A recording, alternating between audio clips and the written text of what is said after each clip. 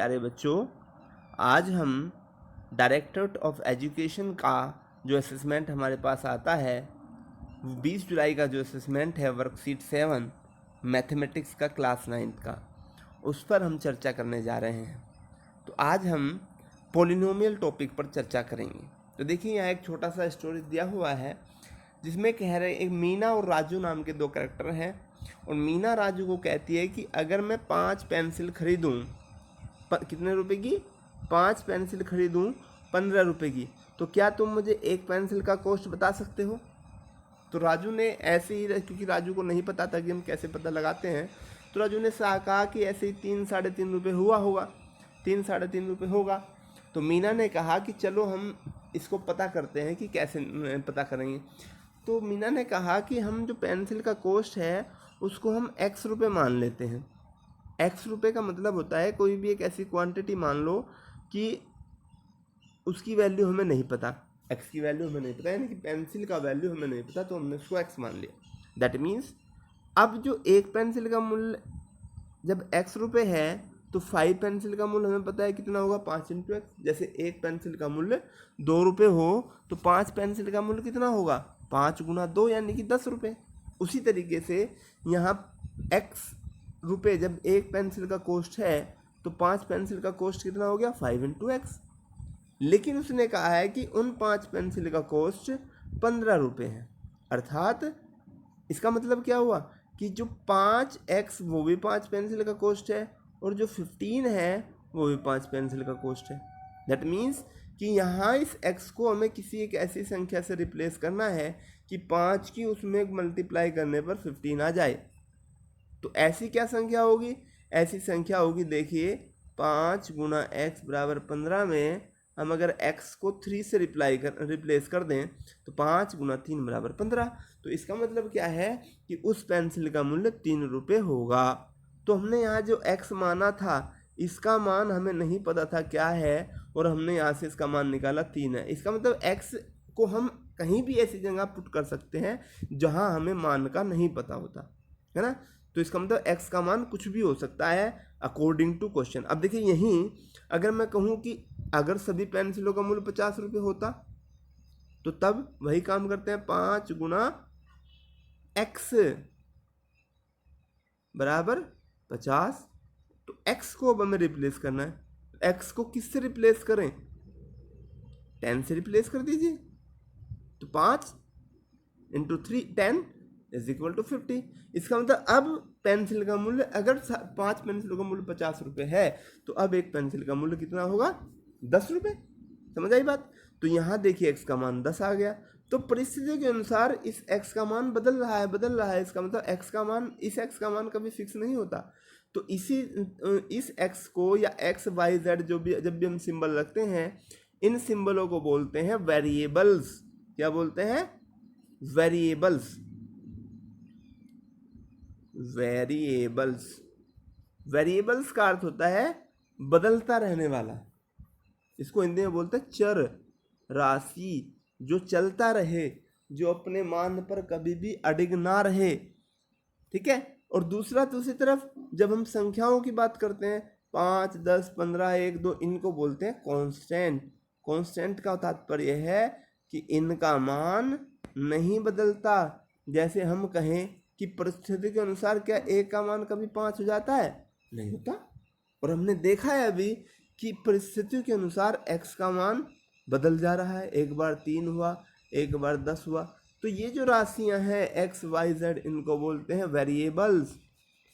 और जो राशियां जैसे 3 10, इनका मान परिस्थितियों के अनुसार नहीं बदलता, तो इनको बोलते हैं कांस्टेंट्स। समझ आई बच्चों बात? बिल्कुल। तो अब देखिए, जब भी कांस्टेंट्स और वेरिएबल किसी भी फॉर्म में एक साथ कंबाइन हो, जैसे यहाँ देखिए 4x + 7, यहाँ कांस्टेंट्स भी है 4 और 7 और वेरिएबल भी है x। तो इसे हम बोलते हैं अलजेब्रिक एक्सप्रेशंस। क्या बोलते हैं? Algebraic expression. समझ आया? देखिए यहाँ उसमें देख सकते हैं हम Algebraic expressions are formed by combining the constant and variables.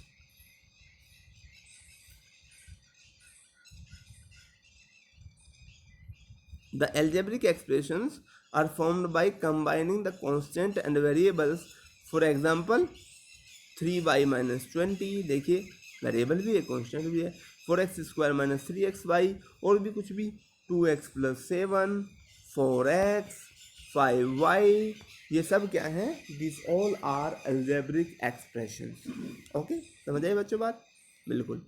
अब देखिए आगे, algebraic expressions can have more और algebraic expression can have one or more terms. Algebraic expression में एक दो या ज़्यादा टर्म्स भी हो सकते हैं. जैसे अभी मैंने बताया कि 4x, ये भी एल्जेब्रिक एक्सप्रेशन है. 2x प्लस 3, ये भी एल्जेब्रिक एक्सप्रेशन है. 4x प्लस 9, ये भी एल्जेब्रिक. तो यहाँ देखिए एक टर्म है या दो टर्म है, यहाँ भी दो टर्म है, और ज़्यादा भी टर्म्स हो सकती हैं, है ना. तो एल्जेब्रिक, ये चीज़ हमें ध्यान रखनी है कि एल्जेब्रिक एक्सप्रेशन में एक या एक से ज़्यादा टर्म हो सकती है. देखिए यहाँ दो टर्म्स को जोड़ के एल्जेब्रिक एक्सप्रेशन बना, यहाँ भी दो टर्म्स को जोड़ के एल्जेब्रिक एक्सप्रेशन बना. ठीक है, समझ आई बात? ओके. अब एल्जेब्रिक एक्सप्रेशन पे बात करते हैं. An algebraic expression of one or more terms having only whole numbers as the exponent of the variables is known as polynomials. ये कह रहा है कि ऐसा एल्जेब्रिक एक्सप्रेशन जिसमें वेरिएबल का पावर ओनली होल नंबर्स हो. वेरिएबल का जैसे यहाँ देखिए x और y दिखाई दे रहे हैं, इनका पावर कितना है? x का पावर भी 1 है. y जहाँ मान लो 3x लिखा हुआ है तो यहाँ x का पावर 1 है. 3x² लिखा हुआ है तो x का पावर 2 है. ठीक है, तो यहाँ x की पावर 1 है जो कि होल नंबर है. यहाँ भी एक mn की पावर 1 है, यहाँ भी 1 है ना, etc. तो polynomial having only one variable are called polynomial in one variable. जैसे इसमें देखिए कितने वेरिएबल दिखाई दे रहे हैं? एक्स एक्स एक्स एक्स ही है तो एक ही वेरिएबल है. इसमें भी टी टी है, ए वन वेरिएबल है. इसमें वाई वाई है, इसमें वन वेरिएबल है. ठीक है, तो पोलिनोमियल होता क्या है? जिसमें ऐसा एल्जेब्रिक एक्सप्रेशन जिसमें वेरिएबल की पावर होल नंबर हो, दैट इज पोलिनोमियल. और जिस पोलिनोमियल में केवल एक ही वेरिएबल हो, जैसे x हो, चाहे टर्म तो कितने भी हो, जैसे इसमें है 4x प्लस 3 प्लस 2x, कितनी टर्म होगी? 3 टर्म होगी, लेकिन वेरिएबल तो x ही है ना हर जगह. तो वेरिएबल x ही हर जगह, इसलिए हम कह सकते हैं कि ये वन वेरिएबल का पोलिनोमियल है. ओके, ठीक है. अब देखिए दूसरा, हम लिख सकते हैं 4x plus 3y plus 9, 3 term है.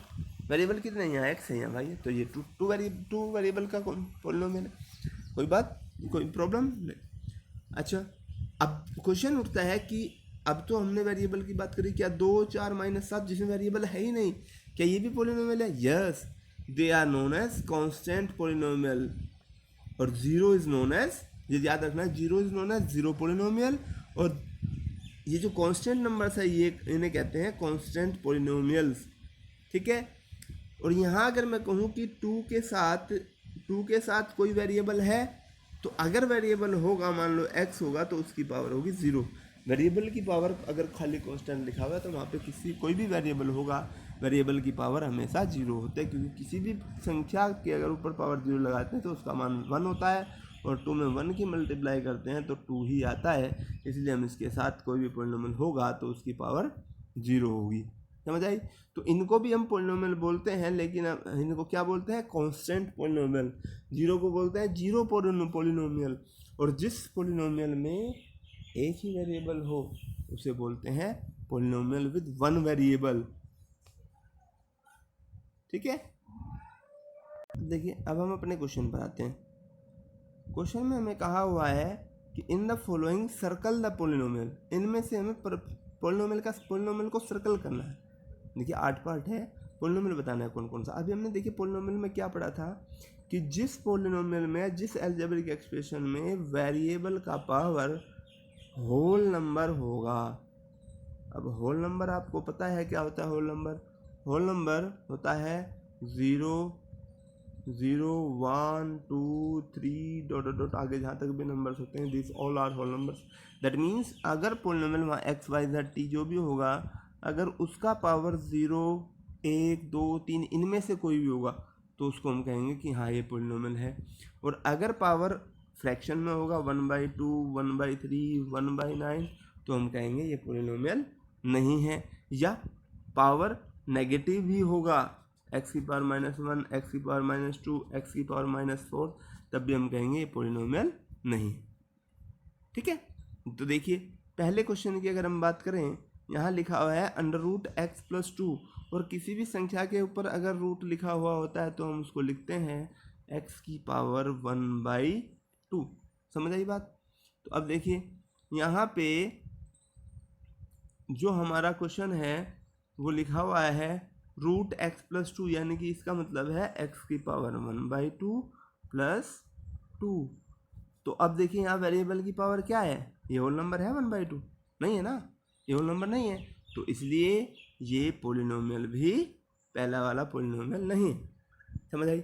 दूसरे वाले में देखिए t की पावर 2 होल नंबर है, t की पावर 1 होल नंबर है, और यहाँ पे जहाँ पे t नहीं है यहाँ है t की पावर 0 और 0 भी होल नंबर है। इसका मतलब यहाँ जहाँ जहाँ भी वेरिएबल हमें दिखाई दिया वहाँ वेरिएबल की पावर होल नंबर है, इसका मतलब ये एक पोलिनोमियल है। समझ आई बात? तीसरे की बात करते हैं, √3। अब यहाँ देखिए रूट जो है वो 3 पर है, वेरिएबल पर नहीं है। वेरिएबल की पावर x², वेरिएबल की पावर 2 है और 2 एक होल नंबर होता है। ठीक है, वहाँ यहाँ ध्यान से देखो, यहाँ रूट x के ऊपर था तो x की पावर 1/2 हुआ, जो कि नहीं होना चाहिए, वेरिएबल की पावर नहीं होना चाहिए। यहाँ वेरिएबल की पावर 2 है, उस रूट से हमें मतलब नहीं है, वो 3 के ऊपर है। यहाँ वेरिएबल की पावर 1 है, इसका मतलब ये भी पोलिनोमियल है क्योंकि यहाँ दोनों जगह वेरिएबल की पावर 2 और 1 होल नंबर है। तीसरे वाले में, चौथे वाले में देखिए नंबर 4, यहाँ लिखा हुआ है 8, और यहाँ भी हमने ऊपर बताया था कि जो कांस्टेंट नंबर लिखे होते हैं वो कांस्टेंट पोलिनोमियल होते हैं, तो 8 भी पोलिनोमियल है। चलिए अगला क्वेश्चन देखते हैं, थर्ड, फोर्थ, फिफ्थ। 1 - √2x। देखिए यहाँ भी ध्यान से देखिए, 1 यहाँ x की पावर 0 है, ठीक है, जो कि होल नंबर है। ठीक है, नेक्स्ट √2, ये 2 के ऊपर रूट है, इससे हमें कोई मतलब नहीं, हमें तो x की पावर देखनी है और x की पावर है 1, तो वहाँ पे x की पावर 0, यहाँ पे x की पावर 1, इसका मतलब दोनों होल नंबर है, इसका मतलब ये भी पोलिनोमियल है। नेक्स्ट t, ध्यान से देखिए, t - 4/t। और ऐसे काम में, ऐसी प्रॉब्लम्स में हम समझते हैं कि ये दोनों के बटे में होता है, हम ये जानते हैं t/t - 4/t। समझ आया? t/t - 4/t, t/t - 4/t, that means 1 - 4/t, और ये हो गया 1। अब देखिए जो t नीचे होता है डिनोमिनेटर में, उसका मतलब जब उसको न्यूमरेटर में लेके आते हैं तो हमने 8th में भी पढ़ा है कि इसको लिख देते हैं 4 × t की पावर -1। अगर नीचे स्क्वायर होता तो यहाँ -2 हम कर देते। समझ आई बात? तो जब इसको हम लिखेंगे 1 - 4 × t की पावर -1, तो यहाँ t की पावर -1 आ गया, और -1 होल नंबर नहीं होता, तो इसलिए ये भी पोलिनोमियल नहीं है। ये 0 पोलिनोमियल हमने भी पढ़ा था, है ना, कि 0 is known as 0 polynomial. Okay, next y की पावर हाफ। देखिए ध्यान से, वहाँ पहले अंडर दिया हुआ था लेकिन यहाँ डायरेक्ट दिया हुआ है y की पावर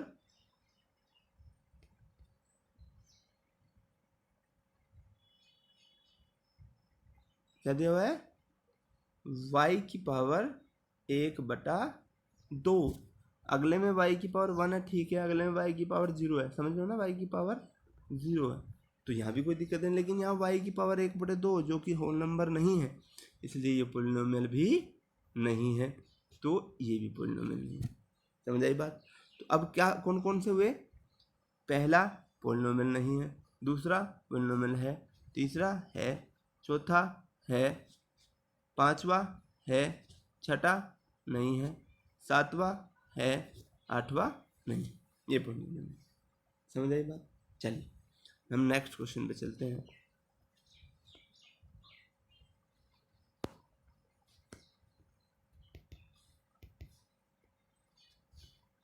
पहले वाले में कह रहा है कि मार्क राइट और रॉन्ग, राइट रॉन्ग मार्क करना है। First of all x square plus y plus 3 is polynomial in one variable. अब देखिए यहाँ वेरिएबल कौन कौन है, एक्स वाई, दो वेरिएबल आ गए, है ना। हम अगर ये लिखा होता x square plus x plus 3 तो इसमें एक ही वेरिएबल था जो कि एक्स, लेकिन यहाँ दो वेरिएबल दिए हुए हैं एक्स और y, so it is a polynomial also, ये पोलिनोमियल है, लेकिन ये वन वेरिएबल वे नहीं है, ये टू वेरिएबल में पोलिनोमियल है। Number of terms in a polynomial is at most 2, कम से कम 2 होनी चाहिए, नहीं, ना तो यहाँ पे कम की लिमिट होती ना ज़्यादा की लिमिट होती, कम से कम तो एक हो सकती है, या तो वो ऐसे भी हो, या तो वो कांस्टेंट पॉलिनोमियल होगा जब भी एक ही होगी, ठीक है, या वो ऐसे भी लिखा हुआ हो, एक टर्म हो जब भी कोई दिक्कत नहीं है, लेकिन 2 की कोई लिमिट नहीं है, और 2 से ज़्यादा भी हो सकती है, 2 से कम भी हो सकती है, इसलिए ये भी गलत है। Next, 0 is a polynomial, obviously 0 एक पॉलिनोमियल है जिसे हम 0 पॉलिनोमियल कहते हैं। And the last one is